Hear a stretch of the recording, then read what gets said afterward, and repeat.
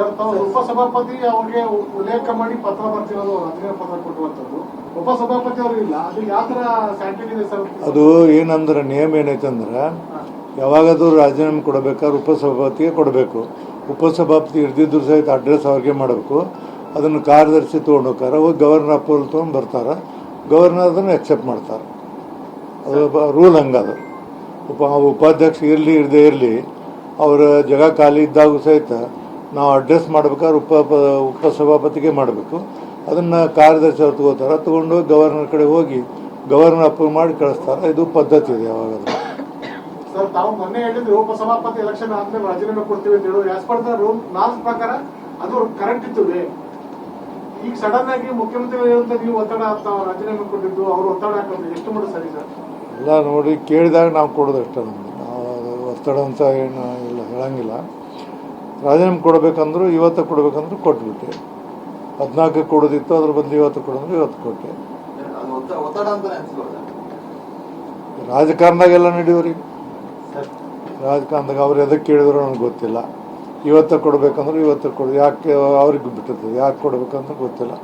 ಕೊಡಬೇಕಂದ್ರೂ ಕೊಡಬೇಕಷ್ಟೇ, ಕೊಟ್ಟಿದ್ದೀನಿ ನಾನು.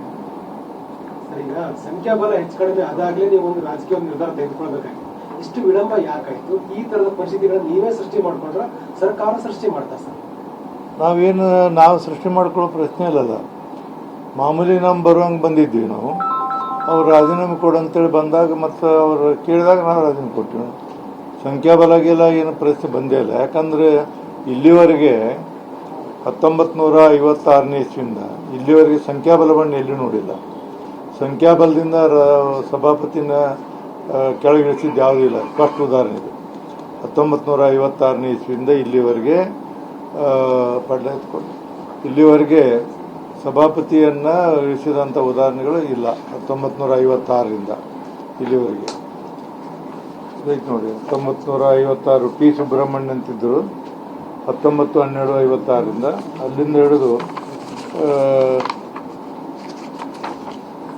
ಪ್ರತಾಪ್ ಚಂದ್ರ ಶೆಟ್ಟಿ ಅದು 1920-21 ಅಲ್ಲಿವರೆಗೆ ಯಾವಾಗೂ ಇದಿರಲಿಲ್ಲ, ಯಾವಾಗ ಇಳಿಸಿದ್ದಿಲ್ಲ. ಇದು ಒಂದು ಇದ ಫಸ್ಟ್ ಟೈಮ್ ಬರ್ಬೋದು. ಇದ್ರ ಮ್ಯಾಗಿಂದ ಇವರು ಪ್ರತಾಪ್ ಶೆಟ್ಟಿ ರಾಜೀನಾಮೆ ಕೊಟ್ಟಿದ್ರು. ಉಳಿದವರೆಲ್ಲ ಸಭೆ ಅವ್ರ ಮುಕ್ತಾಯ ಆದದ್ದಕ್ಕೆ ಅವ್ರ ಪೀರಿಯಡ್ ಎಲ್ಲ ಮುಕ್ತಾಯ ಆದ ಕೊಟ್ಟಿದ್ದಾರೆ. ರಾಜೀನಾಮೆ ಕೂಡ ಅಂಗೀಕಾರ ಆಗೋಗಿದೆ ಸರ್. ಹೌದು, ರಾಜೀನಾಮೆ ಕೂಡ ಅಂಗೀಕಾರ ಆಗೋಗಿದೆ. ಹೌದು.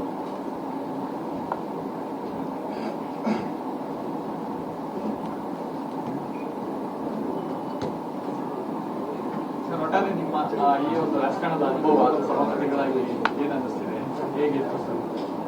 ಏನು ಸಭಾಪತಿಯಾಗಿ ನಾನು 1980ನೇ ಇಸ್ವಿ ಫಸ್ಟ್ ಬಂದೀನಿ. ಸುಮಾರು 18 ಜನ ಮುಖ್ಯಮಂತ್ರಿಗಳು ನೋಡಿದ್ದೀನಿ. ಇವ್ರನ್ನ 19ನೇದವರು 10-12 ಮಂದಿ ಸಭಾಪತಿಗಳು ನೋಡಿದ್ದೀನಿ. ಸೊ ನಾನು ಸಭಾಪತಿ ಆದಾಗ ನನ್ನ ಕರ್ತವ್ಯವನ್ನು ಭಾಳ ಉತ್ತಮವಾದಂಥ ರೀತಿಯಲ್ಲಿ ನಿಭಾಯಿಸಿದೆ ಅಂತ ತಿಳ್ಕೊಂಡು ನನಗೆ ಗೊತ್ತಿದೆ. ಸದನದ ಎಲ್ಲ ಪಕ್ಷದವರು, ಸದನದ ಎಲ್ಲ ಸದಸ್ಯರು ನನ್ನ ಬಗ್ಗೆ ಗೌರವವನ್ನು ತೋರಿಸಿದ್ದಾರೆ. ಎಲ್ಲೂ ಸಣ್ಣ ಪುಟ್ಟ ಇವು ಆಗ್ತಿರ್ತಾವೆ ಅವಾಗ, ಬಟ್ ಯಾವುದೇ ರೀತಿಯಿಂದ ಅಂಥ ಅಹಿತಕರ ಘಟನೆ ಆಗದಂಗೆ ನೋಡ್ಕೊಂಡ್ಬಂದೀನಿ. ಎಲ್ಲರಿಗೂ ಸಾಧ್ಯವಾದಷ್ಟು ಪ್ರಿಫರೆನ್ಸ್ ಕೊಟ್ಟು, ಹೊಸ್ತಾ ಬಂದವ್ರಿಗೆ, ಹೆಣ್ಣು ಮಕ್ಕಳಿಗೆ ಪ್ರಿಫರೆನ್ಸ್ ಕೊಟ್ಟು ಸದನವನ್ನು ನಡೆಸ್ಕೊಂಡ್ಬಂದ್ವಿ.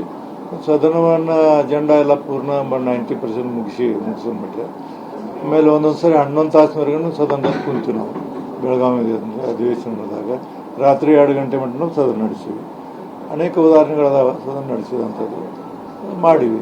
ನಮ್ಮ ಡ್ಯೂಟಿಯನ್ನು ಮಾಡಿರೋದು ನಮ್ಮ ಸಮಾಧಾನ ಇರ್ತದೆ.